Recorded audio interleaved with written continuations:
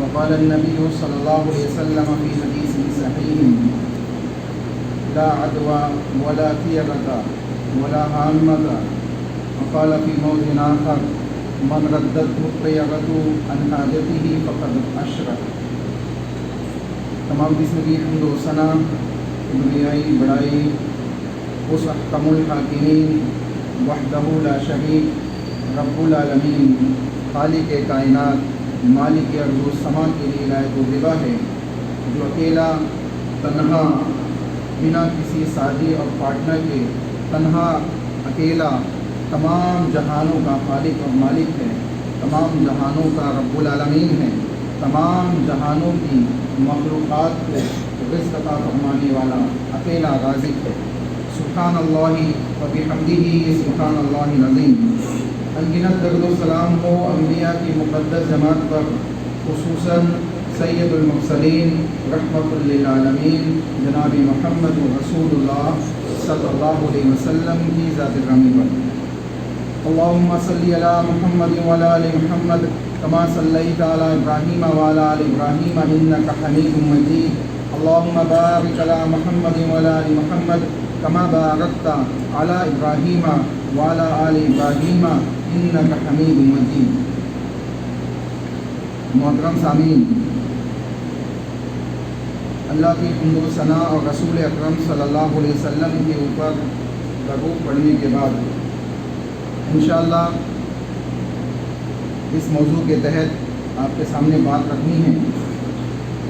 وہ موضوع آپ کے سامنے ہے ماہ سفر کا مہینہ اور اس سے لی جانے والی بدشگونیاں۔ اسلام میں اس کی کیا حیثیت ہے؟ کیا ایسا کوئی معاملہ یا ایسا کوئی عمل یا اس کی اجازت اسلام میں موجود ہے کہ اگر کوئی ایسا معاملہ پیش آ جائے تو اس کے ذریعے سے انسان بدشگونی لے اور اللہ رب العالمین کی ذات سے اپنی یقین اور توکل کو ہٹاتے ہوئے ایسی معمولی سی چیزوں کے اوپر اپنا توکل جوڑ لے، اپنا یقین جوڑ لے اور اپنے ایمان کو خراب کر دے۔ انشاءاللہ اسی سلسلے میں چند باتیں آپ کے سامنے رکھی جائیں گی۔ اللہ سے دعا ہے کہ اللہ ہمیں صحیح معنوں میں اللہ اس کے رسول کے فرامین کو اپنی زندگی کا لاہ عمل بنانے کی توفیق عطا فرمائے۔ اللہ اس کے رسول کی باتوں کو سننے، سمجھنے اور اس کے مطابق اپنی زندگیوں کی اصلاح کرنے کی توفیق عطا فرمائے، آمین۔ سب سے پہلی چیز اس بات کو سمجھ لینا چاہیے کہ کائنات کے اندر چاہے انسان خلاؤں میں ہو، چاہے فضاؤں میں ہو، چاہے زمین کی سطح پہ ہو یا زمین کے نیچے سمندر کے کسی حصے میں ہو، نفع اور نقصان کا مالک صرف اور صرف اللہ۔ اگر آپ کا یقین، آپ کا توکل اللہ رب العالمین کی ذات کے سلسلے میں مضبوط ہے اور آپ اس یقین کے ساتھ زندگی گزارتے ہیں کہ نفع نقصان اللہ کے بغیر کوئی دے نہیں سکتا، اللہ کے حکم کے بغیر نہ نفع پہنچ سکتا ہے، اللہ کے حکم کے بغیر اور اللہ کی مشیت اور مرضی کے بغیر نہ کوئی نقصان مجھے پہنچ سکتا ہے۔ جب یہ یقین اور یہ ایمان اور اس قسم کا توکل اللہ رب العالمین کی ذات کے ساتھ بندہ جوڑ لے اور اسی کے ساتھ اس بات کا یقین کر لے کہ وہی ہے، اگر وہ چاہے تو کائنات کے تمام مخلوقات، جتنی مخلوقات، میں انسانوں کی بات نہیں کر رہا ہوں، انسان تو ایک مخلوق ہے، تمام مخلوقات مل کے آپ کو نقصان پہنچانا چاہے اور اللہ بچانا چاہے تو کوئی نقصان نہیں پہنچا سکتا، اور تمام مخلوقات مل کے آپ کو کوئی نفع پہنچانا چاہے اور اللہ وہ نفع آپ کو نہ پہنچانا چاہے تو کوئی پہنچا نہیں سکتا۔ جب انسان کا یہ یقین اور یہ عقیدہ مضبوط ہوگا تو کوئی مہینہ، کوئی دن، کوئی واقعہ اس کے لیے بدشگونی والا نہیں ہوگا، اس سے وہ بدشگونی نہیں لے گا اور اس مہینے کو وہ اپنے لیے منحوس نہیں سمجھے۔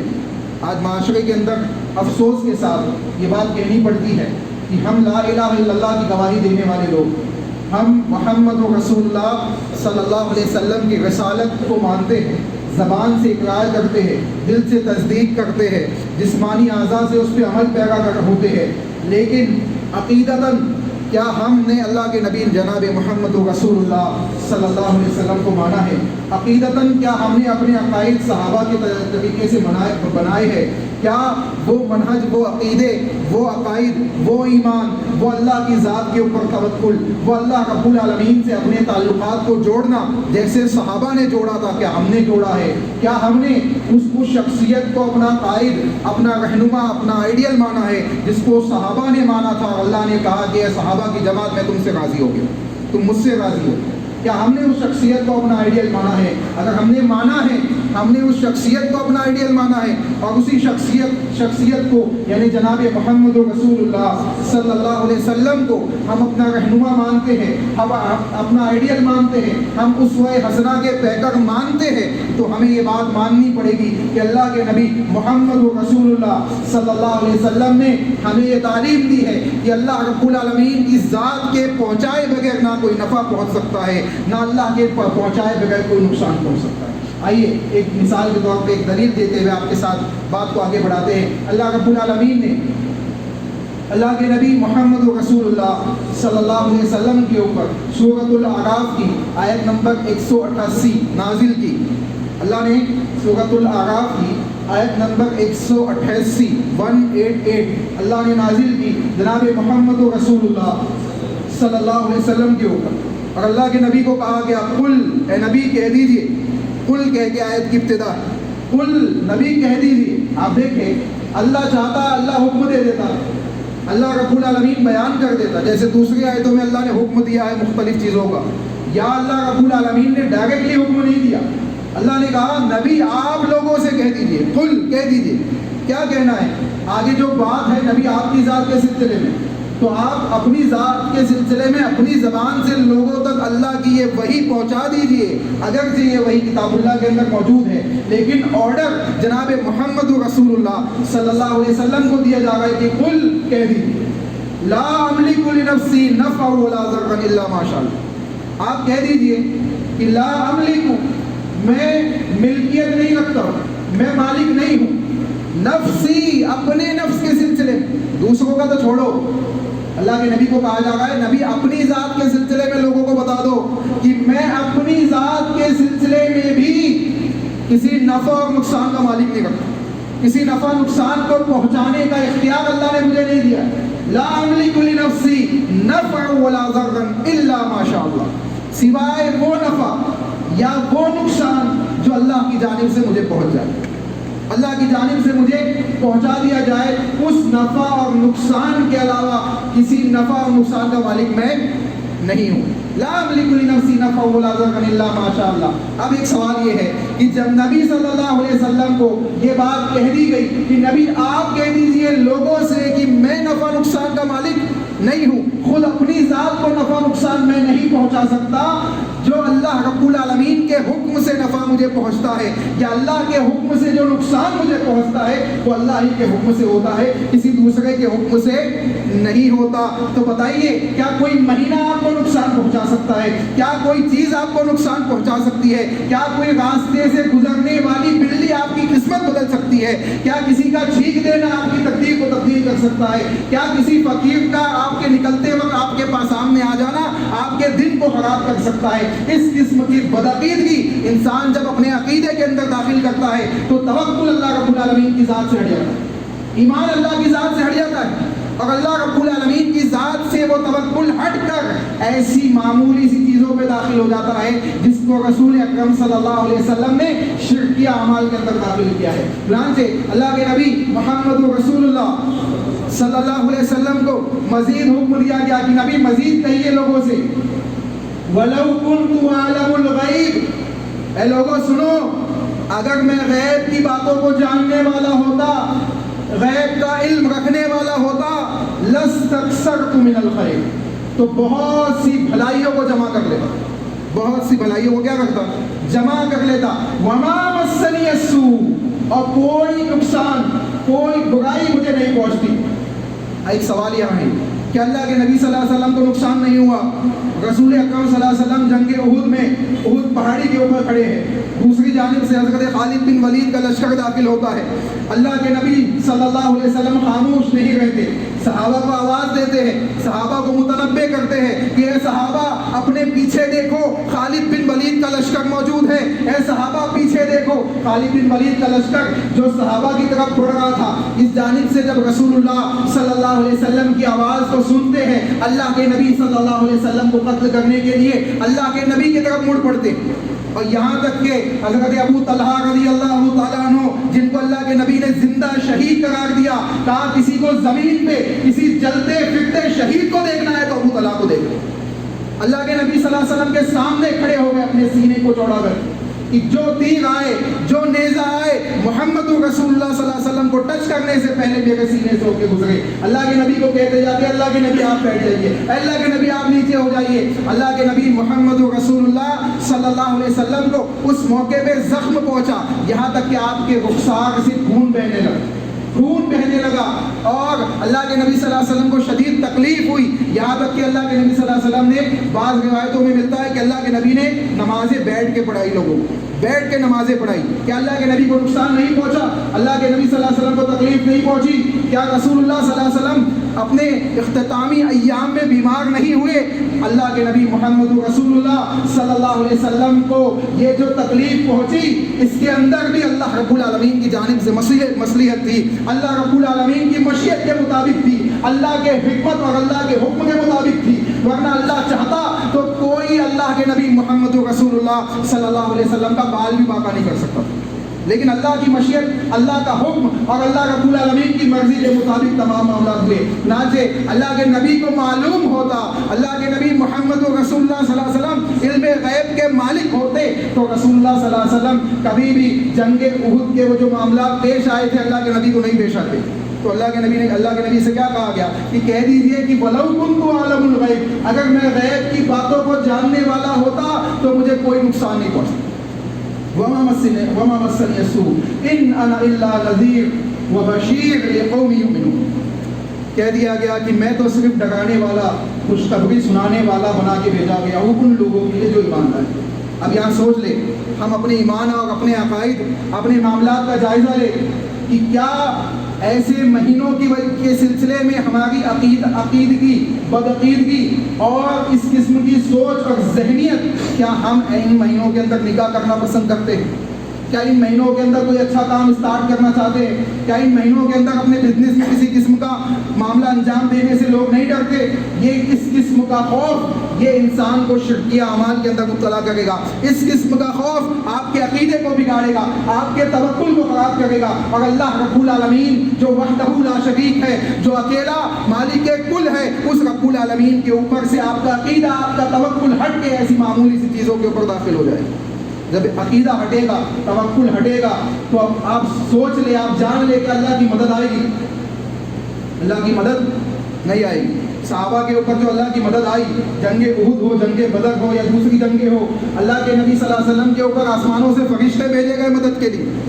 کیوں بھیجے گئے؟ کہ صحابہ کا ایمان تھا، توکل تھا، عقیدہ اللہ کے نبی محمد رسول اللہ صلی اللہ علیہ وسلم کی لائی ہوئی شریعت کے اوپر مضبوط تھا. آج ہم نے عقیدہ، ایمان، اللہ کی ذات کے اوپر سے توکل اپنا ہٹا دیا ہے، جس کی وجہ سے یہ معاملات ہمارے بگڑتے چلے جا رہے. مزید اللہ رب العالمین نے سورہ توبہ آیت نمبر 51 میں اللہ رب العالمین نے مزید بیان فرمایا، قل لن یصیبنا، اے نبی کہہ دیجیے، لن یصیبنا، ہرگز کوئی مصیبت نہیں پہنچ سکتی، الا ما کتب اللہ لنا، سوائے اس مصیبت کے، اس معاملے کے جو اللہ نے میرے حصے میں لکھ دیا ہے. اللہ رب العالمین نے میرے حصے میں لکھ دیا ہے، وہی پہنچے گی، اس کے علاوہ کچھ نہیں پہنچے گی. کوئی مہینہ، کوئی بلی یا کوئی اس قسم کی دوسری چیز آپ کی تقدیر نہیں بدل سکتی، آپ کے معاملات کو تبدیل نہیں کر سکتی. تقدیر بدلی جاتی ہے بندے کی تو دعاؤں سے. وہ اللہ سے دعا کرے، اللہ سے کثرت سے دعا کرے، اور اللہ، اس کو معلوم نہیں اس کی تقدیر میں کیا لکھا ہے، وہ اللہ سے بھلائیوں کا سوال کرے. اللہ رب العالمین اس کی اس بھلائیوں کو قبول کرتا ہے، اور آنے والے جو مصائب اور پریشانیاں ہیں اس سے اس کو بچاتا ہے، محفوظ کرتا ہے. اور یہ دعا کرنا بھی اس کی تقدیر میں لکھا ہوتا ہے. یہ بھی سمجھ لیں، یہ دعا کرنا بھی اس کی تقدیر میں لکھا ہوتا ہے. یہ دعا کرے گا اور اس کی تقدیر میں یہ چینجز ہوں گے. تو معلوم پڑا کہ اللہ رب العالمین نے واضح کر دیا، ما کتب اللہ لنا، کوئی مصیبت، کوئی معاملہ نہیں پہنچ سکتا سوائے اس کے جو اللہ نے لکھ دیا، جو اللہ کے حکم سے لکھ دیا گیا ہے. اس کے علاوہ کچھ انسان کو پہنچ نہیں سکتا. ہوا مولانا وعلی اللہ فلیتوکل المؤمنون. اب کہا گیا کہ وہی ہمارا مولا، وہی ہمارا معاملہ طے کرنے والا، اسی کی ذات ہے جو تمام تر علوم کی مالک ہے، تمام تر باتوں کو جاننے والی. علیم بذات الصدور، تمہارے دلوں کے اندر پیدا ہونے والے وسوسوں کو، تمہارے دلوں کے اندر پیدا ہونے والی باتوں کو، تمہارے دلوں کے اندر پیدا ہونے والے بغض و حسد کو، تمہارے دلوں کے اندر پیدا ہونے والی نیکیوں کے ارادوں کو، ہر چھوٹی بڑی چیز کو جاننے والی ذات کس کی ہے؟ اللہ رب العالمین. تو کہا گیا علیم بذات الصدور، وہ تمہارے دلوں کی بھیدوں کو جانتا، وہ کسی چیز سے غافل نہیں ہے. قرآن سے کہا گیا کہ مومنین کی جماعت، مومنین کا معاملہ یہ ہوتا ہے کہ وہ توکل کرتے ہیں. تو کس پہ کرتے ہیں؟ اللہ رب العالمین کی ذات پہ کرتے ہیں. جب اللہ کی ذات پہ توکل ہوگا تو نفع پہنچنے سے پہلے یا نقصان پہنچنے سے پہلے، یا نفع پہنچنے کے بعد یا نقصان پہنچنے کے بعد، انسان کی سوچ، انسان کا عقیدہ یہی ہوگا کہ نفع پہنچے گا تو اللہ کے حکم سے پہنچے گا، نقصان آئے گا تو اللہ کے حکم سے آئے گا. اور پہنچنے کے بعد بھی انسان کا عقیدہ اور ذہن یہی ہوگا کہ جو نفع پہنچا ہے اللہ نے جو لکھا تھا اتنا مل گیا ہے، جو نقصان پہنچا ہے اللہ رب العالمین کے حکم سے پہنچا. تو جب یہ عقیدہ، یہ ذہنیت اور یہ اس قسم کے معاملات ہمارے دلوں کے اندر موجود ہوں گے تو یقین جانیے بہت سی چیزوں سے آپ محفوظ ہو جائیں گے، بہت سی بیماریوں سے بھی آپ محفوظ ہو جائیں گے، بہت سی بیماریوں سے بھی انسان محفوظ ہو جائے گا. کیوں؟ کیونکہ انسان بعض دفعہ جو ٹینشن اور دوسری چیزیں لیتا ہے نقصان ہونے کی سبب، وہ اس کی ذات سے ختم ہو جائے گا، کیونکہ اس کو معلوم ہے کہ نقصان اللہ کے حکم کے بغیر نہیں پہنچا، اللہ کے حکم سے پہنچا۔ اور ٹھیک اسی طریقے سے اس قسم کی چیزوں سے وہ بدعقیدگی نہیں لے گا۔ تو یہ مہینہ جب اسٹارٹ ہوتا ہے تو لوگ مختلف قسم کی بدشگنی لینا اسٹارٹ کر دیتے۔ مشرکین مکہ میں بھی اسی قسم کا معاملہ تھا۔ وہ جب سفر پہ نکلتے تو ایک پرندہ اڑاتے تھے اپنے دروازے پہ سے، اور اگر وہ سیدھی جانب نکلتا پرندہ اڑتا تو کہتے تھے ہاں یہ اچھا موقع ہے نکلنے کا، سفر پہ جانے کا اچھا راستہ ہے، ابھی صحیح وقت ہے، ابھی نکلا جائے۔ اسی طریقے سے جب وہ پرندہ الٹی جانب اڑ جاتا، بائیں جانب اڑ جاتا، تو کہتے ہیں یہ موقع اچھا نہیں، یہ وقت اچھا نہیں، اس وقت جانا مناسب نہیں ہے۔ یہ جو عمل ہے اللہ کے نبی صلی اللہ علیہ وسلم نے اس سلسلے میں جو بات بیان کی ہے اس کو ذرا غور و فکر سے سنیں اور ہم اپنا محاسبہ کریں کہ کہیں ایسی کوئی چیز ہمارے اندر تو موجود نہیں ہے، ہمارے درمیان بھی ہے۔ لوگ کیا کرتے ہیں، پہلے دیکھ لیتے کہ ہاں سفر کا مہینہ آنے والا ہے، محرم کا مہینہ آنے والا ہے، یا اس قسم کا کوئی دوسرا مہینہ آنے والا ہے جس کو لوگوں نے منحوس سمجھا ہوا ہے، کہتے ہیں یہ مہینہ آنے والا ہے، ابھی نکاح ہم کو کرنا ہے، بچے کی شادی کا ڈیٹ طے کرنا ہے، اس مہینے میں مت کرو، اس کے بعد والے مہینے میں کر لو، یا اس سے پہلے کر لو۔ اللہ کے نبی نے کیا کہا ایسے لوگوں کے سلسلے میں، چاہے وہ مشرکین مکہ کے زمانے میں ہو چاہے وہ آج کے زمانے میں ہو۔ سنیں اللہ کے نبی صلی اللہ علیہ وسلم نے کیا کہا۔ عبداللہ بن عمر رضی اللہ تعالیٰ عنہ حدیث میں راوی ہے، جامع الصحیح کے اندر علامہ البانی رحمہ اللہ نے حدیث کو نقل کیا ہے۔ عبداللہ بن عمر رضی اللہ تعالیٰ عنہ کہتے ہیں ان رسول اللہ صلی اللہ علیہ وسلم قال من ردت الطیرۃ عن حاجتہ فقد اشرک، کہ جس کو اس کے کسی کام سے بدشگنی روک دے اس نے اللہ کے ساتھ شرک کیا، اس نے اللہ کے ساتھ شرکیہ کام کیا۔ کیوں؟ کیونکہ اس نے اللہ کو نفع نقصان کا مالک نہیں مانا، اس نے اللہ کی ذات کے اوپر سے اپنا یقین اور توکل ہٹا دیا اور کہاں لا کے جوڑ دیا؟ اس مہینے کے اوپر، اس دن کے اوپر جس کو اللہ نے پیدا کیا، جو اللہ کی مخلوق ہے۔ یہ مہینے کیا ہے، یہ ایام کیا ہے؟ اللہ رب العالمین نے کتاب اللہ کے اندر بیان کر دیا ان عدۃ الشہور عند اللہ 12 شہرا فی کتاب اللہ، کہ اللہ کے نزدیک اللہ رب العالمین نے جب سے آسمان و زمین کو پیدا کیا ہے کیا کیا؟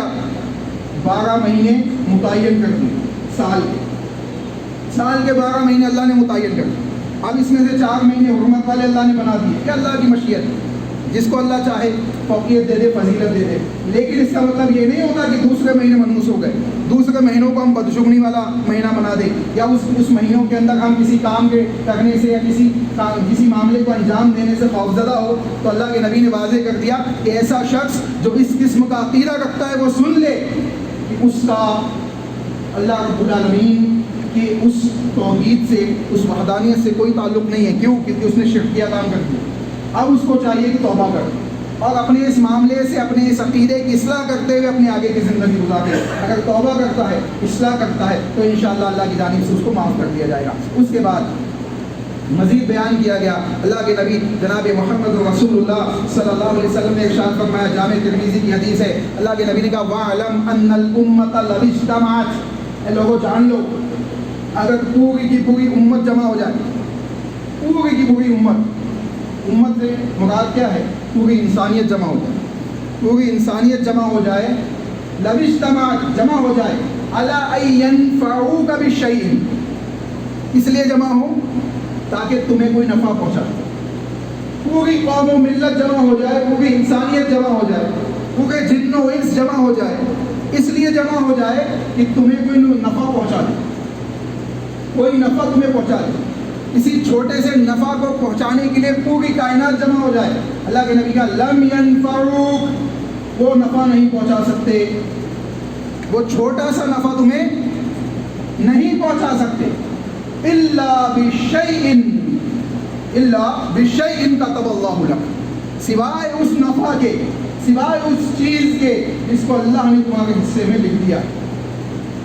کتنے واضح الفاظ ہیں کہ کوئی کائنات کا شخص اکیلا ہو یا پوری کائنات کی مخلوقات ہو، پوری کائنات کی جن و انس کی تعداد ہو، پوری امت محمدیہ ہو، کوئی نفع آپ کو پہنچانا چاہے، اللہ نے اگر آپ کے حصے میں وہ نفع نہیں لکھا ہے، اللہ رب العالمین آپ کو وہ نفع نہیں پہنچانا چاہتا ہے، تو یہ جان لے کہ وہ نفع آپ کو کوئی پہنچا نہیں سکتا۔ کوئی نہیں پہنچا سکتا. اور اللہ کے نبی نے آگے بیان کیا مزید وَلَوْ اجْتَمَعُوا، اور سنو تمام کے تمام لوگ جمع ہو جائے عَلَىٰ أَن يَضُرُّوكَ بِالشَّيْءٍ، کہ تمہیں کوئی نقصان پہنچا دے، تمہیں تکلیف پہنچا دے، تمہارے معاملات کو بگاڑ دے، تمہارے بزنس کو نیست و نابود کر دے. آج ہوتا ہے نا، لوگ پروپیگنڈا کرتے ہیں کہ مسلمانوں سے یہ نہ لیا جائے، وہ نہ لیا جائے. مسلمان کو خوف زدہ ہونے کی حاجت نہیں ہے اگر اس کا ایمان اللہ کی ذات کے اوپر پختہ ہے، توکل ہے. اس کو معلوم ہے کہ رزق دینے والی ذات کس کی ہے؟ اللہ کی. اس کو معلوم ہے کہ اللہ نے اس کو پیدا کیا ہے تو پیدا کرنے سے پہلے اس کے لیے رزق لکھ دیا ہے کہ یہ کھائے بغیر، یہ حاصل کیے بغیر، یہ آخری دانہ جو تیرے حصے میں لکھا ہے اس کو کھائے بغیر تو اس دنیا سے جانے والا نہیں ہے. اس کو معلوم ہے یہ بات. اور اگر یہ یقین معلوم ہونے کے ساتھ اس کا مضبوط ہے، اس کا توکل مضبوط ہے، تو یقین جانیے یہ حدیث اسی کے لیے ہے. اللہ کے نبی نے کہا وَلَوْ اجْتَمَعَتْ عَلَىٰ أَن يَضُرُّوكَ بِشَيْءٍ، پوری کائنات کے لوگ جمع ہو جائے تجھے کوئی نقصان پہنچانا چاہے، کوئی نقصان پہنچانا چاہے، بِشَيْءٍ چھوٹا سا نقصان پہنچانا، لَمْ يَضُرُّكَ وہ نہیں پہنچا سکتے، وہ کوئی نقصان تجھے پہنچا نہیں سکتے. إِلَّا بِشَيْءٍ كَتَبَ اللَّهُ لَكَ، سوائے اس نقصان کے جو اللہ نے تیرے حصے میں لکھ دیا ہے. جو اللہ نے لکھ دیا ہے وہی پہنچے گا، اس کے علاوہ کچھ پہنچنے والا نہیں ہے. جامع ترمذی کے اندر حدیث موجود ہے، صحیح حدیث ہے، اوتھینٹک حدیث ہے. معلوم کیا پڑ رہا ہے کہ کوئی مہینہ، کوئی بدشگری، کوئی اس قسم کی چیز، یہ چیزیں کہاں سے آئی؟ یہ چیزیں اصل میں کفر اور شرک کو انجام دینے والے لوگوں کی جانب سے مسلمانوں کے اندر داخل ہو گئی، اور مسلمانوں نے اس کو اپنا لیا. اپنا دین، اپنی شریعت کو وہ جانتے نہیں ہیں، اس کا علم ان کے پاس نہیں ہے، تو جو چیزیں معاشرے میں دیکھ رہے اسی کو اپنے دین اور دھرم مان لے گئے. تو ایسا نہیں ہونا چاہیے. ہمیں چاہیے کہ ہم اس دین کی تعلیمات کو حاصل کریں جو دین رسول اکرم صلی اللہ علیہ وسلم نے لوگوں کو دیا ہے، جو اللہ کے نبی صلی اللہ علیہ وسلم کے اوپر آسمانوں سے نازل کیا گیا ہے، اور جس کو اپنا کر صحابہ کامیاب ہوئے، جس کو اپنا کر صحابہ رضی اللہ عنہم اجمعین کہلائے. اس دین اور ان فرامین کو جو اللہ اس کے رسول کی اطاعت کے مطابق ہے، اس کے ذریعے سے ہمیں چاہیے کہ ہم اپنی زندگیوں کی اصلاح کریں. مزید دیکھیں اللہ کے نبی جناب محمد رسول اللہ صلی اللہ علیہ وسلم نے ارشاد فرمایا، صحیح بخاری اور مسلم دونوں کے اندر حدیث موجود ہیں. اللہ کے نبی صلی اللہ علیہ وسلم ارشاد فرماتے ہیں لا عدوى ولا طیرۃ ولا حامۃ ولا سفر. اے لوگوں سنو، لا عدوى، کوئی بیماری اپنے آپ نہیں آتی، کوئی بیماری اپنے آپ نہیں آتی، اللہ رب العالمین کے حکم کے بغیر نہیں آتی. اس سے ایک اور بات سمجھ لیں، جو جھوٹ شاد کی بیماری ہم سمجھتے ہیں اس کا کوئی وجود نہیں ہے دنیا کے اندر. اگر ہوتا تو دنیا میں جس پہلے شخص کو وہ بیماری ہوئی ہے وہ کہاں سے ہوئی ہے؟ سب سے بڑا سوال تو یہ ہے کہ دنیا میں کسی نہ کسی کو تو سب سے پہلے ہوئی ہے، تو اگر سب سے پہلے جس کو ہوئی ہے اس نے کس کو چھوا تھا، اس نے کس کو ہاتھ لگایا تھا؟ تو یہ بات ذہن میں رکھیں، چھونا چھانے سے اللہ کے حکم کے بغیر وہ بیماری آپ کو نہیں لگ سکتی. اللہ چاہے گا، اللہ کی مرضی اور مشیت ہوگی تو ہی آپ بیمار ہوں گے، ورنہ آپ بیمار نہیں ہوں گے. تو یہاں پہ ایک بات ذہن میں رکھ لے کہ بڑے سے بڑی بیماری ہو، بڑے سے بڑا وائرس ہو، اگر آپ کا یقین اور توکل اللہ کی ذات سے ہے، وہ آ کے آپ کے پاس سے چلا بھی جائے گا، آپ کو پتہ نہیں چلے. اللہ نے محفوظ کرنا ہے آپ کو تو کوئی نقصان نہیں پہنچائے. اور اگر اللہ نے محفوظ نہیں کرنا ہے، آپ کو مبتلا کرنا ہے، آپ کے گناہوں کو اس میں معاف کرنا ہے، تو آپ اللہ کے اوپر یقین رکھیں، اللہ آپ کے لیے اس کو رحمت بنا دے گا. اسی بیماری کو اللہ رحمت بنا دے گا. کیا مومن کے لیے رحمت نہیں ہے بیماری؟ اللہ کے نبی صلی اللہ علیہ وسلم نے ارشاد فرمایا مومن کا معاملہ بڑا عجیب ہے. اللہ کے نبی نے کیا کہا؟ مومن کا معاملہ بڑا عجیب ہے، جب اس کو کوئی نقصان پہنچتا ہے، اس کو کاٹا بھی چبھتا ہے، تو اللہ رب العالمین اس کے کاٹے چبھنے کی وجہ سے اس کے گناہوں کو معاف کرتا ہے. کتنی بڑی رحمت ہے اللہ کہ اگر کوئی بیماری آتی ہے تو یہ نہ سمجھے کہ عذاب ہی ہے. ہر ایک کے لیے عذاب نہیں، عذاب ہے لیکن ہر ایک کے لیے نہیں. کسی کے لیے رحمت بھی ہو سکتی ہے، کسی کے لیے رحمت بھی ہو سکتی ہے. اس کی مثال آپ یوں سمجھ لیں، قوم لوط کے اوپر جو 2 فرشتے عذاب لے کے آئے تھے، کیا وہی 2 فرشتے حضرت ابراہیم کے پاس خوشخبری لے کے نہیں آئے تھے؟ آئے تھے نا. تو وہی فرشتے اللہ کے حکم سے حضرت ابراہیم کے پاس آئے حضرت اسحاق علیہ السلام کی خوشخبری دینے کے لیے کہ آپ کو ایک بچہ پیدا ہونے والا. اور وہی فرشتے جب ابراہیم علیہ السلام نے ان کے سامنے کھانا پیش کیا تو انہوں نے کھانا نہیں کھایا، بولے ہم تو قوم لوط کے پاس عذاب لے کے جا رہے ہیں۔ اندازہ لگائے تو کیا ایک ہی چیز سے اللہ رب العالمین دو مختلف معاملات انجام نہیں دے سکتا؟ وہ علی کل شیء قدیر ہے، ہر چیز پہ قادر ہے، اس کے لیے کوئی بڑی بات نہیں۔ تو ایک ہی چیز سے مومنین کے گناہوں کو اللہ صاف کرتا ہے، ایک ہی بیماری ان کے لیے رحمت ہے، تو وہی کفر و شرک کے اندر مبتلا ہونے والے لوگوں کے لیے عذاب کی شکل بھی ہے، عذاب کی شکل بھی ہے۔ تو ہمیں دونوں چیزوں میں صبر و ضبط کے ساتھ معاملے کو انجام دینا چاہیے، اللہ رب العالمین کا شکر ادا کرتے ہوئے زندگی گزارنی چاہیے۔ دوسری چیز اللہ کے نبی نے کہا وَلَا سِيَغَةَ، اور کوئی بدشگنی نہیں، کسی چیز سے بدشگنی لینا جائز نہیں۔ کسی نے چھینک دیا تو اب یہ کام نہیں کروں گا، گلاس ٹوٹ گیا، اتنے خطرناک ہمارے عقائد بگڑ چکے ہیں کہ معمولی سا کانچ کا گلاس، اس کی کیا حیثیت ہے، اس کی کیا حیثیت ہے، بازار سے خرید کے آپ لائے، راستے میں ٹوٹ جائے، کیا پتا۔ گلاس اگر گھر میں ٹوٹ جائے تو لوگ خوفزدہ ہو جاتے ہیں کہ اب کوئی نقصان ہونے والا ہے، اب کوئی نقصان ہونے والا ہے۔ کوا آ کے بول جائے تو بولتے مہمان آئے گا، اللہ کے بندو، جس کا رزق اللہ نے رزق دیا ہے وہ آ کے جائے گا۔ پانی گر جائے تو مہمان آئے گا۔ یہ اس قسم کی جو ذہنیت ہے، اس قسم کی جو عقیدت ہماری لگی ہوئی ہے، ایک زمانے سے لگی ہوئی ہے لوگوں کی، اس کو چاہیے کہ ختم کیا جائے، اس کو چاہیے کہ اللہ کی ذات کے ساتھ جوڑا جائے۔ ایک چھوٹی سی حدیث سنتے چلے، صحیح مسلم کی حدیث ہے، بات لمبی ہو جائے گی، مفہومی بات آپ کے سامنے رکھتا چلتا ہوں۔ اللہ کے نبی محمد رسول اللہ صلی اللہ علیہ وسلم نے صحابہ کی جماعت کو نماز پڑھائی، صبح کی نماز پڑھانے کے بعد اللہ کے نبی پلٹے صحابہ کی طرف، کہا میرے صحابہ سنو، صبح جو بارش ہوئی ہے اس کی وجہ سے چند لوگ مومن ہو گئے، چند کافر ہو گئے۔ اللہ اکبر، چند لوگ مومن ہو گئے، چند لوگ کافر ہو گئے۔ زبان، عقیدہ کتنا خطرناک ہے، اندازہ لگائے۔ صحابہ نے کہا اللہ کے نبی بارش کی وجہ سے مومن ہونا، کافر ہونا بات سمجھ میں نہیں آئی۔ اللہ کے نبی نے کہا جس نے کہا یہ بارش اللہ کے فضل سے ہوئی ہے، اللہ رب العالمین کے حکم سے ہوئی ہے، اللہ کی مرضی اور مشیت کے تحت ہوئی ہے، اس کا ایمان اللہ کی ذات کے اوپر مضبوط ہو گیا، وہ ایمان والا ہو گیا۔ اور جس نے کہا کہ یہ بارش فلاں ستارے کی وجہ سے ہوئی ہے جو رات میں دکھائی دے رہا تھا، یا فلاں وجہ سے ہوئی ہے، اس نے اس کی نسبت اللہ کی طرف نہیں دی، اس نے اللہ کا کفر کیا، اس نے ستاروں پہ ایمان لایا۔ اللہ اکبر۔ آپ اندازہ لگائیں، صحیح مسلم کی حدیث ہے جو اس بات کے اوپر دلالت کرتی ہے کہ زبان سے کوئی بات کہنے سے پہلے بندے کو 10 بار سوچ لینا چاہیے، یہ بات میں اللہ کی ذات کے سلسلے میں کہہ رہا ہوں تو یہ بات کوئی معمولی بات نہیں ہے۔ اس کے بعد مزید ایک چیز اللہ کے نبی نے آگے بیان کیا، ولا سفر، اور سفر کے مہینے کے سلسلے میں کوئی بدشگنی نہ لی جائے۔ دیکھیں واضح اس مہینے کو خاص کر دیا گیا، اس کا مطلب ہے کہ مشرکین مکہ بھی اس مہینے کے سلسلے میں اس قسم کا عقیدہ رکھتے تھے۔ اسی طریقے سے حضرت موسیٰ علیہ السلام کی قوم کے سلسلے میں اللہ رب العالمین نے کتاب اللہ کی سورۃ الاعراف میں آیت نمبر 131 میں یہ بات بیان کی۔ اللہ رب العالمین نے بیان کیا فَإِذَا جَاءَتْهُمُ الْحَسَنَةُ قَالُوا لَنَا هَٰذِهِ، جب ان کو کوئی بھلائی پہنچتی تو وہ کہتے کہ قَالُوا لَنَا هَٰذِهِ، یہ تو ہمارے اعمال کا نتیجہ ہے، ہم اس بھلائی کے مستحق ہے کہ ہمیں نہیں پہنچے گی تو کسے پہنچے گی، یعنی تکبر کہ ہم ہیں ایمان والے، ہمیں نہیں پہنچے گی تو کسے پہنچے گی۔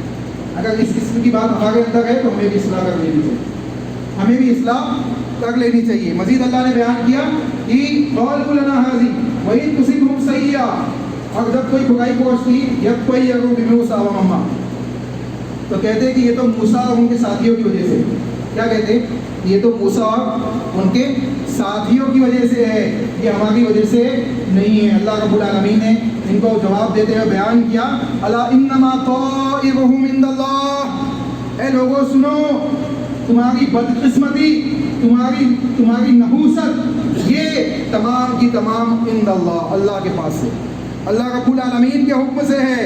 اللہ رب العالمین کے حکم کے بغیر یہ معاملات انجام نہیں دیے جاتے۔ وَلَٰكِنَّ أَكْثَرَهُمْ لَا يَعْلَمُونَ، لیکن اکثر و بیشتر لوگ، اکثر و بیشتر ایمان رکھنے والے ایسے ہیں لا يعلمون، جو جانتے نہیں ہیں۔ تو معلوم کیا پڑا کہ ہمیں چاہیے کہ ہم علم حاصل کریں، اللہ اس کے رسول کے فرامین کو سیکھیں اور اپنے عقائد، اپنے اعمال، اپنے معاملات، اپنے توکل کی اصلاح کریں، تاکہ ہم اس قسم کی بدعقیدگی میں نہ مبتلا ہو، اور اس قسم کی بدعقیدگی میں مبتلا ہو کر ہم شرکیہ اور کفریہ اعمال کے اندر داخل نہ ہو، اور کہیں ہمارا معاملہ بھی ایسے ہی لوگوں کے ساتھ نہ ہو۔ اللہ سے دعا ہے کہ اللہ نے صحیح معنوں میں ان باتوں کو سمجھنے کی توفیق عطا فرمائے۔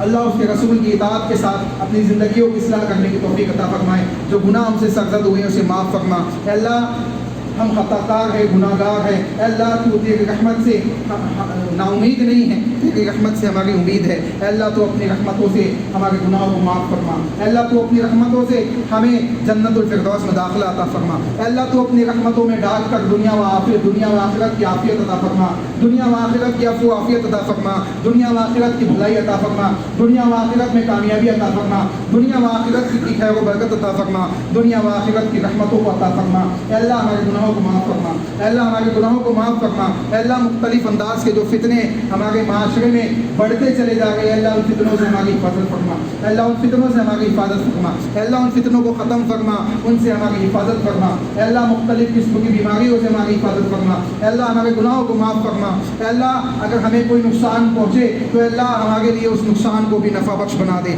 اے اللہ کوئی نفع پہنچے تو اس نفع میں خیر و برکت عطا فرما، اس میں بھلائی عطا فرما، اے اللہ اپنے ایمان اور عقیدے کو مضبوط کرنے کی توفیق عطا فرما، اے اللہ اپنے ایمان اور عقیدے کو مضبوط کرنے کی توفیق عطا فرما، اے اللہ اپنے ایمان اور عقیدے کو مضبوط کرنے کی توفیق عطا فرما، اے اللہ اس کے رسول کے فرامین کو اپنی زندگی کا لائق عمل بنانے کی توفیق عطا فرما، اے اللہ اس کے رسول کے فرامین کو اپنی زندگی کا لائق